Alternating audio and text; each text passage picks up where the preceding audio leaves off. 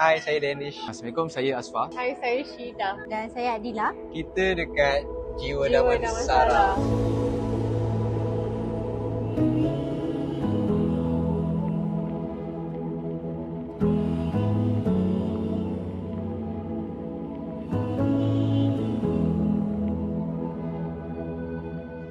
I feel great. Just managed to handle all the crowd and everything, manage our timing. It was all great. Yeah, Ended exactly. off very smoothly. Ya, sebab nampak macam mana Zul handle everything dengan kita orang sekali, walaupun kita orang macam lambat and hand wired, but serious, we felt very macam mudah, Yeah, lancar. Everything was very in very good. control.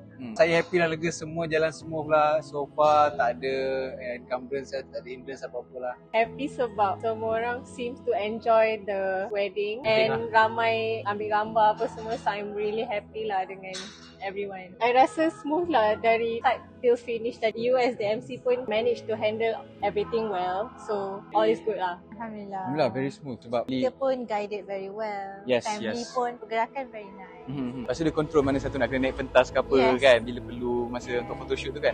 It feels very nice lah.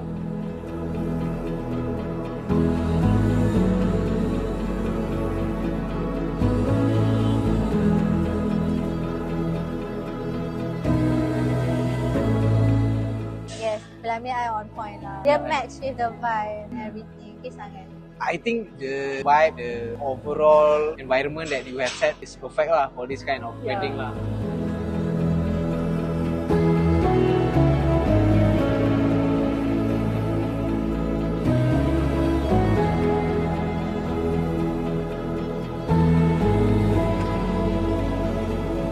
Yes, absolutely. Absolutely, yeah. One thing, kalau dekat this area tak ada banyak option sangat kan, but the available options are the best, so ambil je, jiwa. And dia especially is very good untuk orang yang nak buat intimate punya wedding lah. Yes, Boleh kata sini is the best lah. yeah, cozy. Orang pun macam tak ada call to start there.